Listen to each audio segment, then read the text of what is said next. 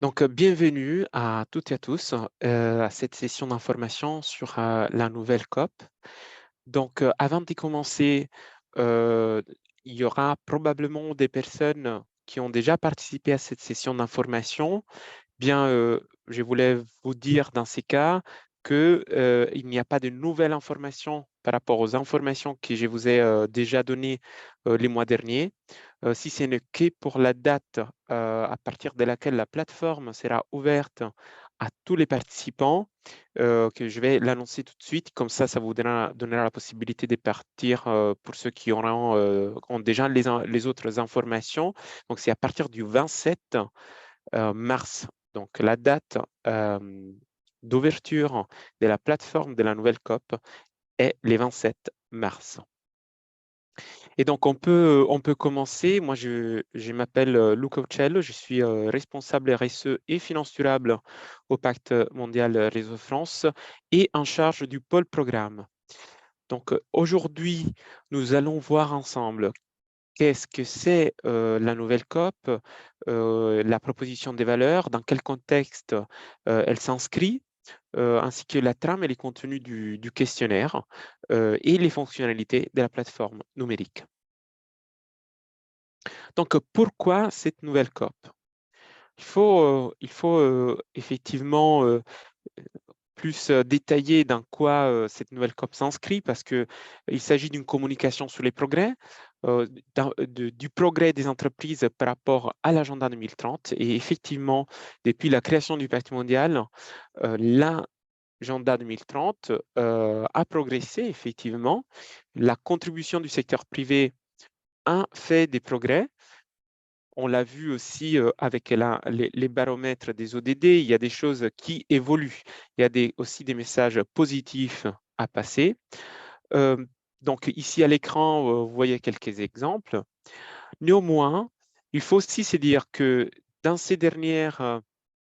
dans ces dernières années, il y a eu un ralentissement qui met en danger l'attente de l'agenda 2030 à échéance. Donc, on voit encore un écart économique entre femmes et hommes dans le monde qui est assez conséquent, un coût de la corruption très important, presque 2% du PIB mondial, qui représente un chiffre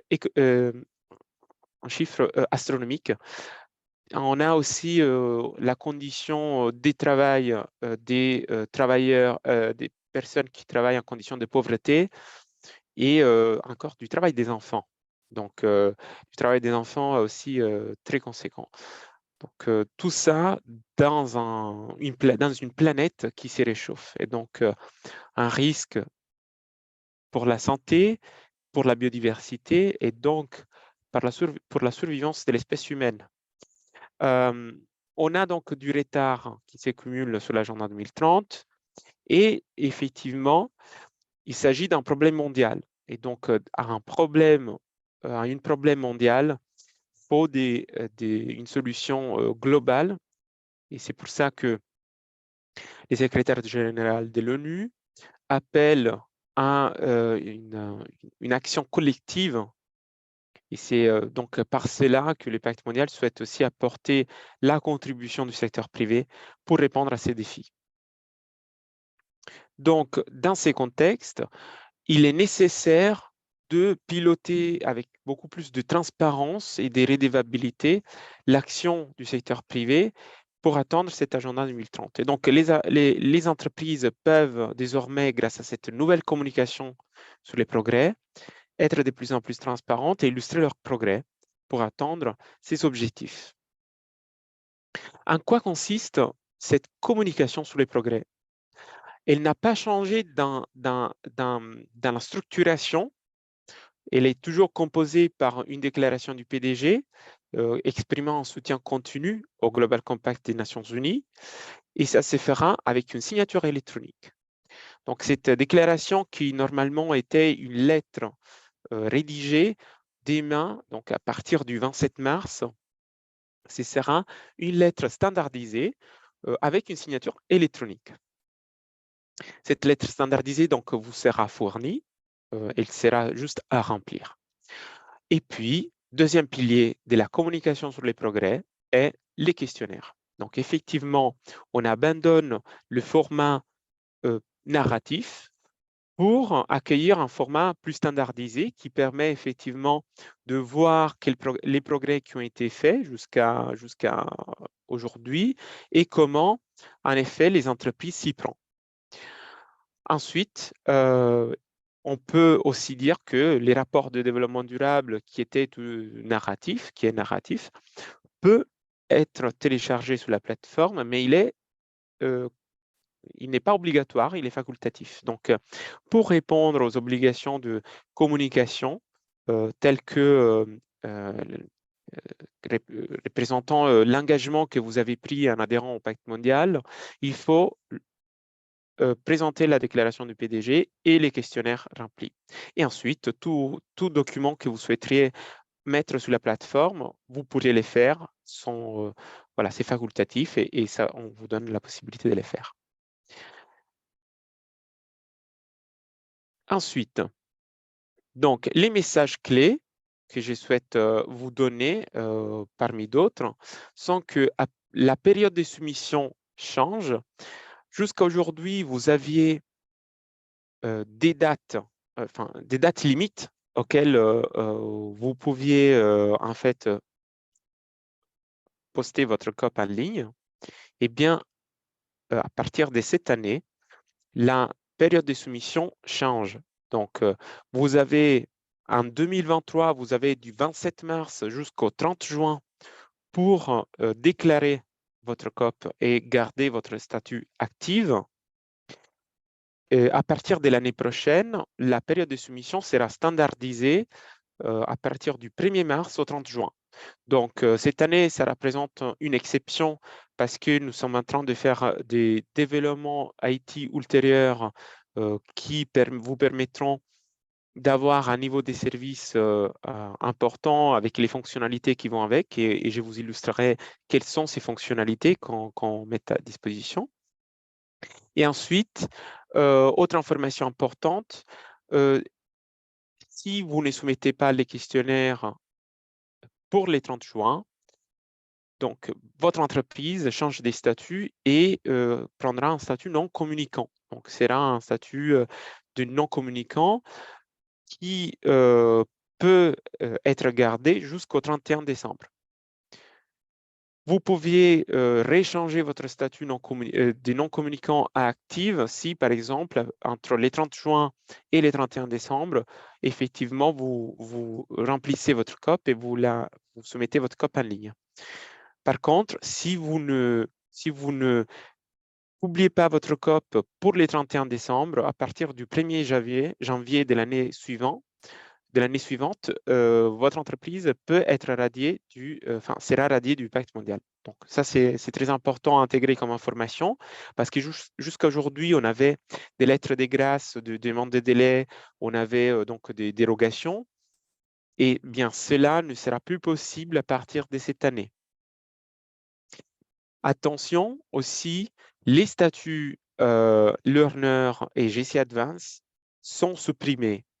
Ont été supprimés parce que ce nouveau questionnaire, en fait, doit être approprié par les entreprises. Donc, on donne la possibilité à tous les participants du pacte mondial de s'approprier de ces questionnaires et de comprendre, en fait, quelles sont les actions ou comment y répondre. Et donc, à partir en fait, dans 2 ans environ, le pacte mondial remettra des niveaux de différenciation, mais on est en développement, enfin, on réfléchit à quelle forme cela prendra.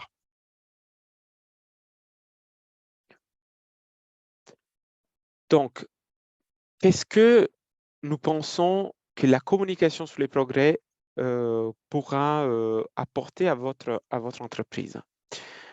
Eh bien, cette nouvelle communication sur les progrès vous permettra de renforcer votre crédibilité parce que vous allez vous exprimer sur une liste, sur un certain nombre de sujets.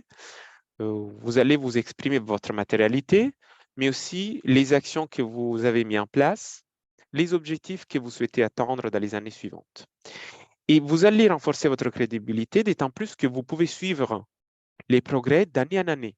Donc, les progrès sont tracés par vos réponses et par des indicateurs auxquels vous souhaiteriez communiquer. Donc, toutes les questions sont obligatoires. Après, il y a des questions en plus qui se déclenchent en fonction du secteur d'appartenance, de la taille de l'entreprise. Et donc, les questionnaires, en fait, ils s'adaptent aussi au secteur et à la taille de l'entreprise. Vous pourriez aussi identifier les points faibles, notamment les points sur lesquels normalement vous ne vous exprimez pas naturellement. Et vous pouvez effectivement les garder de côté pour y travailler dans les années suivantes, pour ensuite déclencher des actions, illustrer vos progrès et communiquer avec vos parties prenantes sur la base de ces actions. Nouvelle fonctionnalité aussi, on dirait disruptive par rapport à la communication sur les progrès traditionnels, est la fonctionnalité de comparaison avec ses pairs. Donc, la plateforme vous permettra en fait de vous comparer aux autres entreprises sur la base des réponses que vous avez données. Alors ici, il faut effectivement dire quelque chose et être très clair dans cela. La plateforme ne fera pas de notation.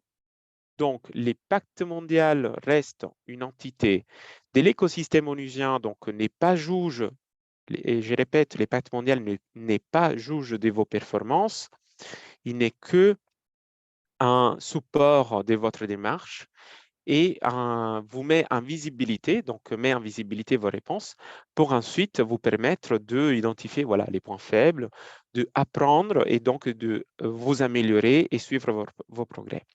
Donc, normalement, vous répondez à un questionnaire standardisé. Les réponses que vous donnez ne sont pas réélaborées, mais elles sont telles qu'elles vous les donnez.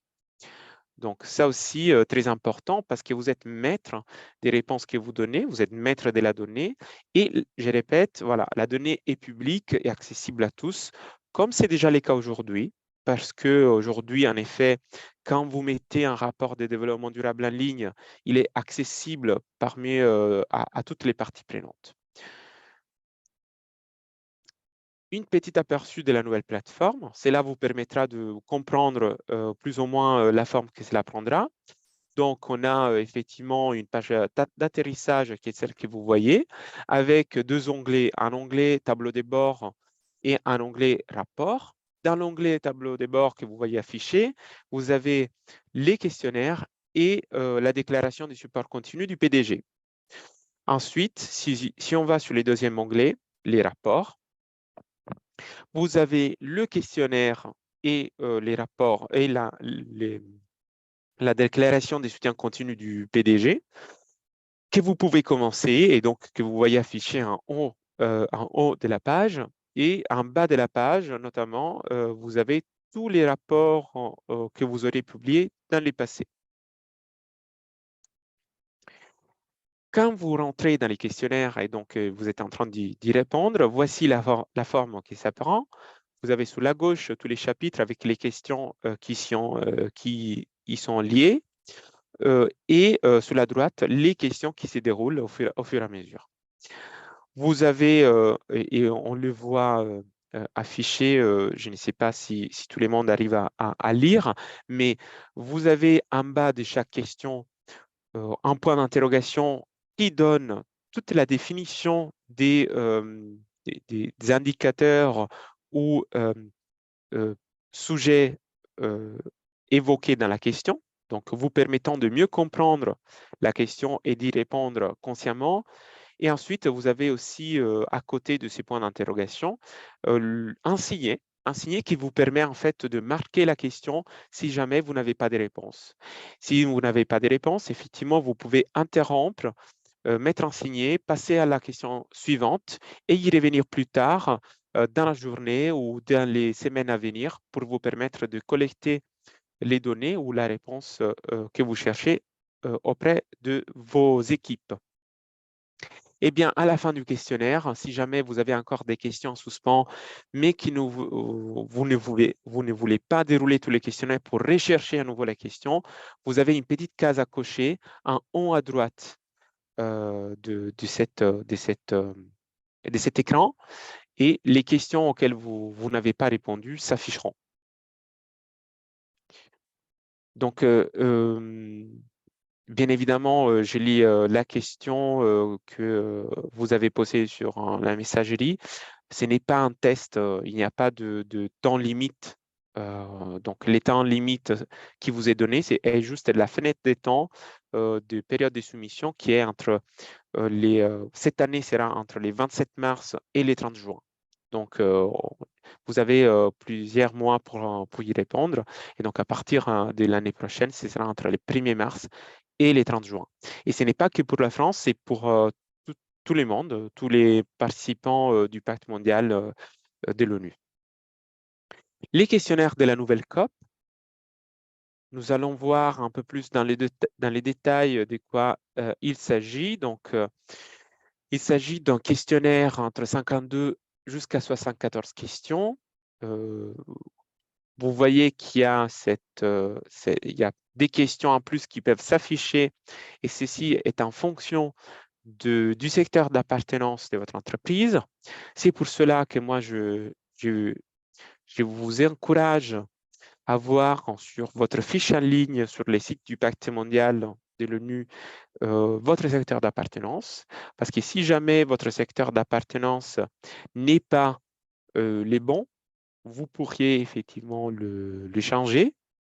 Et donc, regardez bien tout cela avant de commencer la réponse du questionnaire. Donc, les questionnaires ont été développés avec la contribution des parties prenantes diverses et variées. C'est un processus qui a duré environ 2 ans. Il a été commencé déjà il y a 2 ans, et il s'est fini l'année dernière, et cette année deviendra opérationnel.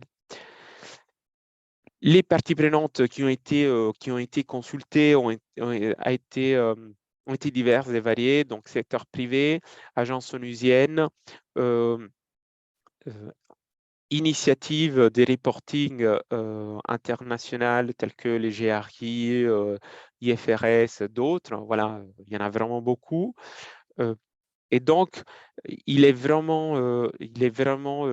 nous considérons qu'il est les minimums nécessaires pour répondre précisément à des questions qui nous sont à cœur au Pacte mondial, qui sont les droits humains, environnement, travail et anticorruption. Au début, les questionnaires, il faisait 400 questions.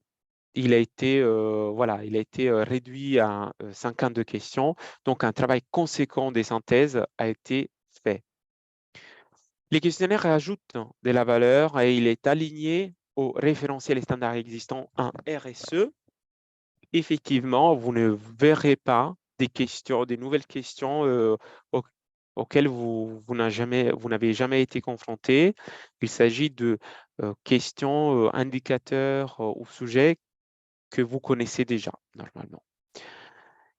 Et effectivement, il a été mis en place pour aider à la mise en place et amplifier l'impact sur les 10 principes et les 17 objectifs de développement durable. Il se divise en 5 chapitres et suit 4 étapes. Donc, les 5 chapitres sont ceux que vous voyez affichés: gouvernance, droits humains, travail, environnement, anticorruption, et suivent une démarche que vous voyez en bas du slide, qui est de s'exprimer sous son propre engagement et la matérialité, de s'exprimer sur la prévention, et quelles sont les actions que vous avez mises en place vis-à-vis des sujets qui sont matériels pour vous, quelle a été la performance rencontrée, et quelles sont les actions de remédiation et reporting que vous aurez effectivement fait tout au long de la période de reporting. Les thèmes abordés sont ceux que vous voyez affichés. Je ne vais pas vous lire la liste, mais ce sont des sujets qui normalement vous connaissez déjà, vous avez déjà entendu parler au Pacte mondial.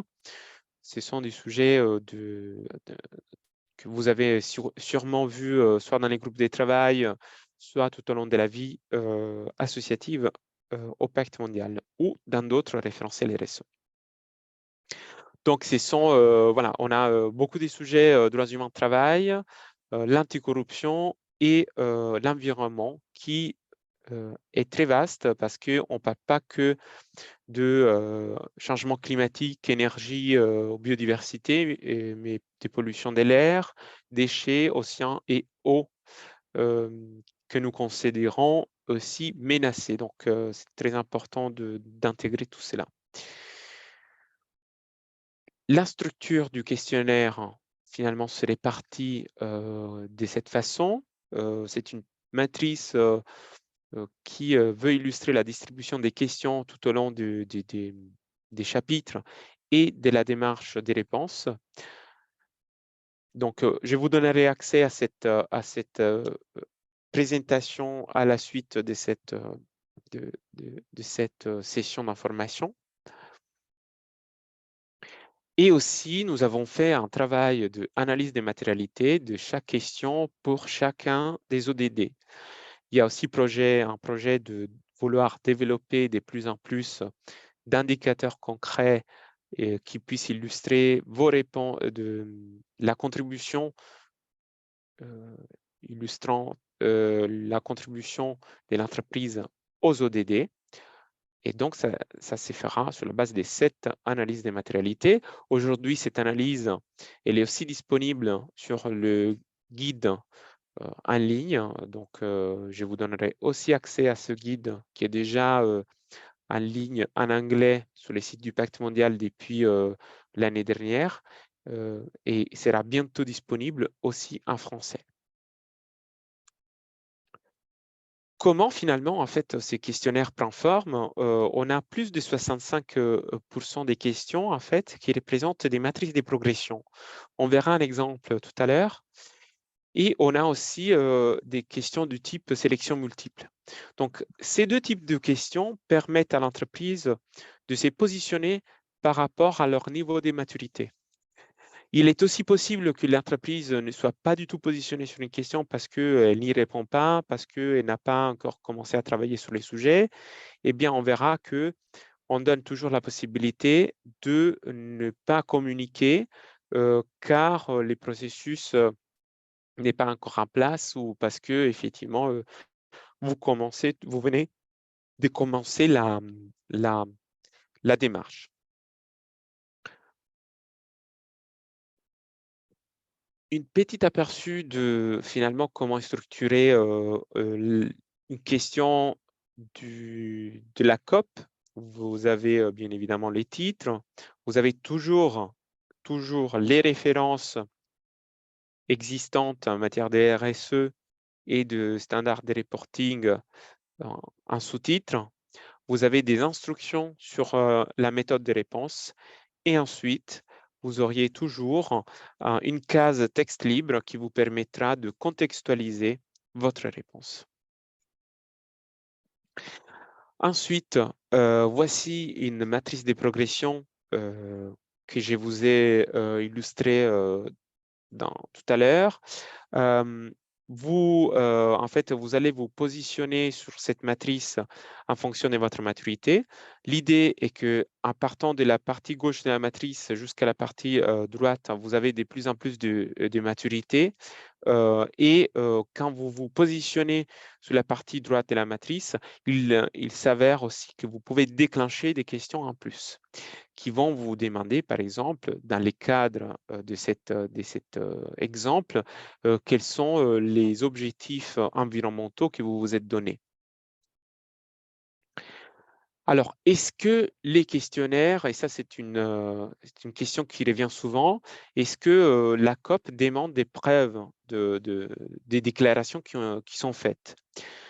Nous ne demandons pas des preuves obligatoires, mais nous encourageons à les illustrer et donc encourageons cette démarche parce que ça donne de plus en plus en fait d'épaisseur à votre déclaration et aussi vis-à-vis des parties prenantes.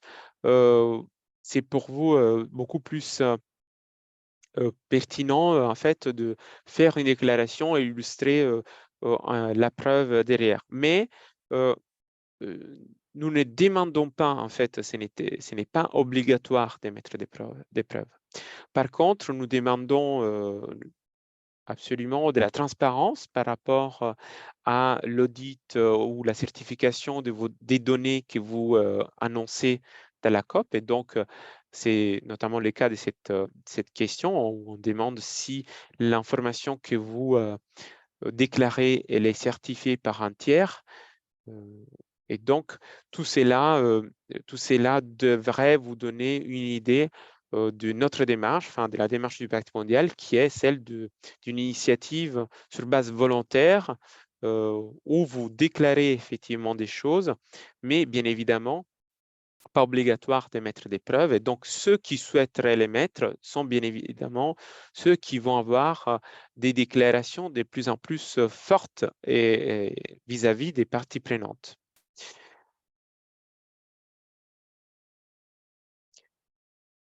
J'avais évoqué tout à l'heure le fait que les questionnaires s'adaptent au secteur. Eh bien, ici, un exemple sur l'environnement où les questions sur l'action pour le climat et l'utilisation de l'énergie et des ressources sont obligatoires pour tous les secteurs, mais pour les sous-sujets tels que l'eau, forêt, biodiversité, utilisation des sols, pollution de l'air et déchets, ce sont des questions qui vont être posées seulement pour certains secteurs.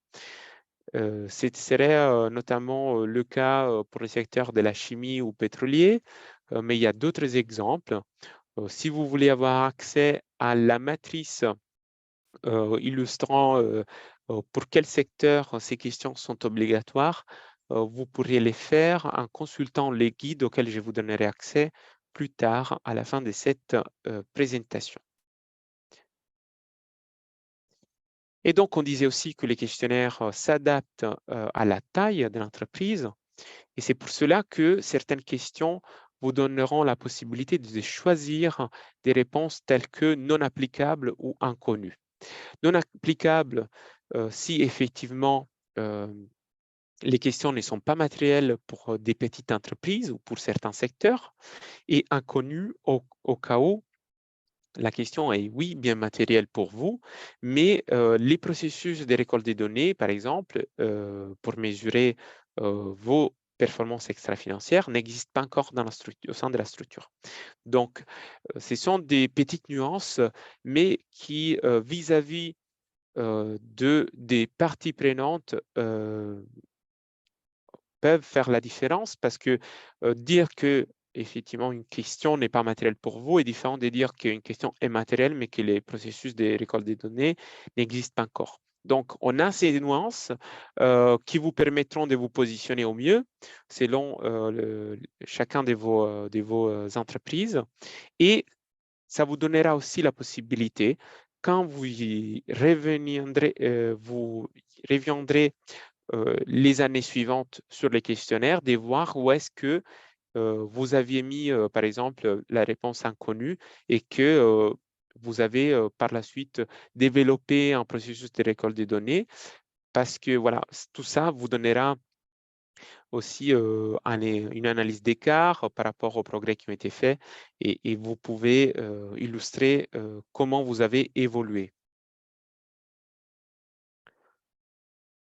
Alors, je vois des questions défiler dans la messagerie. Je reviendrai plus tard, effectivement, juste à la fin de cette présentation, et je répondrai à toutes vos questions.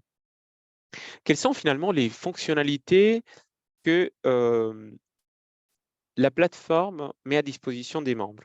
Vous pourriez finalement sélectionner la langue. La plateforme sera disponible dans les 6 langues officielles de l'ONU, dont le français. Vous pourriez mettre des signets et donc mettre en fait en pause en gros les questionnaires et y revenir plus tard, dans les jours à venir, dans les mois à venir, mais toujours avant la fin de la période de soumission, qui est le 30 juin. Vous pourriez faire des sauvegardes. Donc, vous pourriez sauvegarder votre questionnaire, les garder aussi en local et l'exporter en PDF et en Excel. Donc, vous pourriez aussi faire ça. Vous aurez toujours un glossaire vous expliquant les termes clés, les normes associées, donc vous permettant de faire la liaison avec d'autres standards de reporting, avoir des explications et conseils sur les calculs, et enfin avoir les correspondances avec les cibles des ODD et les 10 principes du pacte mondial. En plus, et il ne faut pas l'oublier, vous pourrez vous comparer par rapport à vos pairs et donc faire vos analyses des benchmarks. Finalement, là aussi, des questions qui reviennent souvent. Est-ce que les participants peuvent télécharger le rapport de développement durable dans le cadre de leur soumission au COP? Ils peuvent. Je vous confirme, ils peuvent toujours mettre le rapport de développement durable. Par autant, l'obligation en fait de réponse qui est demandée par les pactes mondiaux, c'est il peut être finalisé en répondant tout simplement au questionnaire. Donc, les rapports de développement durable, c'est quelque chose de plus qui n'est pas obligatoire, mais qui vous est possible de faire. On a aussi des questions, notamment sur l'effet que les documents que vous téléchargez sur la plateforme, s'ils sont visibles ou pas, ils sont toujours visibles à toute partie prenante qui souhaiterait les consulter. Donc, c'est notamment les cas déjà aujourd'hui. Il y a des entreprises qui le font déjà. Ils ne s'arrêtent pas à poster leur COP en ligne, mais ils mettent aussi un certain nombre de documents à disposition du grand public. Donc, prochaines étapes. Ne partez pas parce que je vais prendre vos questions par la suite. Je vous donnerai l'accès à cette plateforme et donc, pardon, je vous donnerai accès au questionnaire et aux documents des questions-réponses et guides que j'ai évoqués tout à l'heure. Je vous demande, entre-temps, de répondre au questionnaire en ligne en faisant une photo à ce QR code que vous voyez affiché. Vous pourriez aussi saisir les sujets qui vous intéressent et qui vous intéresseraient traités au long de l'année 2023 au Pacte mondial. Et maintenant, je prends toutes vos questions. Donc, dans l'ordre. Donc, par rapport à la référence au GRI, quelle est l'attendue et les obligations? Dans quelle mesure devons-nous répondre aux exigences des séries référentielles? Alors, vous ne répondez pas, je vous assure, aux autres référentiels. Nous mettons juste la référence des autres normes. En gros, pour chacune des questions auxquelles vous répondez, il y a d'autres référentiels, en fait, normes existantes auxquelles vous pouvez faire référence, auxquelles la question pourrait être liée. Ça vous permet de mieux comprendre, en fait, à quoi vous répondez, quelles sont les références liées à cette question. Nous avons aussi fait, et je vous encourage à y participer, les 23 février, à une réunion du Pacte mondial sur la cartographie de la COP vis-à-vis de la réglementation française. L'idée est toujours de comprendre quand on répond en fait à la communication sur les progrès. Qu'est-ce qu'on est en train de faire? Quels sont les autres référentiels existants auxquels en fait on répond indirectement? Donc, ça vous permet vraiment de mieux comprendre aussi votre niveau de maturité. Il y a plusieurs entreprises qui sont de plus en plus au niveau et qui répondent de plus en plus à plusieurs référentiels sans les savoir. Donc, c'est aussi une façon pour vous de faire un état des lieux et dire, ah bah attention, en fait, on répond déjà à toutes ces questions. Ça veut dire que nous répondons aussi à cette norme et à ces reporting qui est demandé par la réglementation française. Donc, ça vous donne des pistes, en fait, aussi en interne pour piloter l'information. Donc, mais pour en savoir plus, par exemple, sur la cartographie de la COP vis-à-vis de la réglementation française, moi, je vous invite à vous inscrire les 23 février à cette réunion physique qui se tiendra à Paris pour ceux qui pourront. Et on présentera les travaux de restitution du groupe de travail COP, composé par plusieurs membres qui peut-être sont aussi présents aujourd'hui. Donc, ce sera l'occasion aussi d'en parler. Par rapport à l'année dernière, y a-t-il eu des modifications dans les questions? Il y avait des difficultés des référentiels pour les entreprises françaises, par exemple, problème des définitions notamment. Alors, je vous assure, il n'y a pas de problème de définition en tant que tel. Il faut garder en tête que les questionnaires de la COP est un questionnaire mondial, un questionnaire donc qui s'applique à plus de 74 pays dans le monde. C'est donc normal, et c'est l'esprit du pacte mondial, que certaines questions peuvent s'appliquer en France, mais ne s'appliquent pas dans d'autres pays, et vice-versa. Donc, et dans cela, moi, je vous demande un effort de sortir en fait du contexte français et d'essayer de dire, oui, effectivement, cette question ne s'applique pas forcément à nous, donc il ne faut pas forcément les prendre mal, mais d'essayer de s'inscrire dans cette dynamique globale. Et moi, j'ai fait toujours l'exemple en évoquant le fait que le pacte mondial, il est né dans les années 2000 pour répondre à la mondialisation, au fait que dans plusieurs pays existent différentes réglementations qui ne respectent pas forcément toutes les mêmes droits. Donc, c'est notamment, par exemple, les cas des droits humains qui parfois ne sont pas respectés dans d'autres pays. Et donc, c'est dans cet esprit donc, que les questionnaires s'inscrivent. Donc, des valeurs et des droits qui sont universels. Donc, vous ne répondez pas en tant que tel à d'autres normes, on vous donne juste la référence pour que vous soyez au courant et on ne vous demande pas de répondre au GRI ou à d'autres. Les réponses non applicables ou inconnues sont-elles possibles même pour les participants non débutants? Oui, elles sont possibles, bien évidemment. Vous allez effectivement vous exprimer. Aucune réponse vous est obligée. Faites juste attention au fait que, étant donné que les progrès ils seront visibles et tracés d'année en année, tout ça sera visible aux parties prenantes. Et donc, vous pourriez une année, par exemple, vous exprimer et expliquer, aussi donner du contexte, c'est-à-dire pourquoi en fait c'est inconnu. Vous auriez toujours la case texte libre en bas de la question pour mieux contextualiser votre réponse. Comment s'inscrire à la réunion du 23? Alors, donc, nous allons envoyer une invitation dans les jours à venir et normalement, vous auriez aussi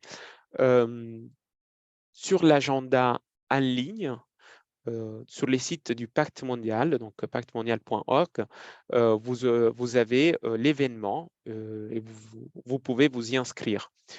Si vous ne recevez pas l'email d'invitation, attention parce que parfois plusieurs membres nous disent nous ne recevons pas les emails. Regardez dans les indésirables, regardez dans les spams. C'est aussi le cas de la newsletter. Et enfin, je vais vous répondre, nous allons vous répondre sans problème et essayer de résoudre ces soucis. Je n'ai pas encore de lien d'inscription à vous donner là tout de suite. Donc, la réunion du 23 sera en français. Oui, c'est les Pactes mondial Réseau France qui organise ça. Donc, j'espère que cela ne représente pas un problème pour vous. Et voilà. Alors, si vous avez d'autres questions, entre-temps, voilà, vous pouvez l'écrire dans la messagerie. Je vous exhorte et encourage à répondre à ces questionnaires. J'ai passé 1 heure avec vous et je suis ravi si tout est clair. Je serai aussi autant ravi que vous pouviez évaluer, en fait, donner votre avis à cette session d'information. Donc, n'hésitez vraiment pas à scanner ce code en ligne et d'y répondre. Il s'agit vraiment de 5-6 réponses à case à cocher. Et donc, ça va vraiment très vite. Ça peut prendre vraiment 2 à 5 minutes.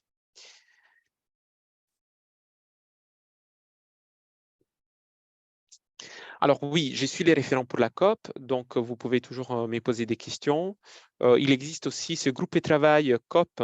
Donc il y a des personnes qui ont travaillé depuis mai de l'année dernière. Nous avons vraiment, nous sommes allés au fond des questions et j'ai oublié de dire, et je m'excuse par rapport à la question que vous aviez évoquée tout à l'heure, certaines questions, 2 questions ont été supprimées du questionnaire suite au programme Early Adopters. Donc, il faut savoir que l'année dernière, les questionnaires étaient accessibles déjà en ligne, mais certaines entreprises ont souhaité de façon volontaire déjà y répondre en tant que early adopter, donc précurseur, et ils ont fait un retour en fait. Ils ont donné fait un retour d'expérience aux équipes du Pacte mondial ici et au siège. Et certaines questions en fait ont été juste modifiées ou retirées pour permettre vraiment à tout le monde, pas qu'en France, mais aussi vraiment dans d'autres pays, d'y répondre tranquillement. Voilà. Mais pour cela, moi, je vous invite à prendre connaissance du questionnaire. Il est déjà en ligne sur notre site en français et en anglais sur les sites du siège, donc du UN Global Compact. Il n'y a pas d'autres questions. Moi, je vous remercie de votre participation, de vos questions. Je reste à disposition et je vous exhorte vraiment n'hésitez pas si vous avez des questions aussi après cette présentation. Merci.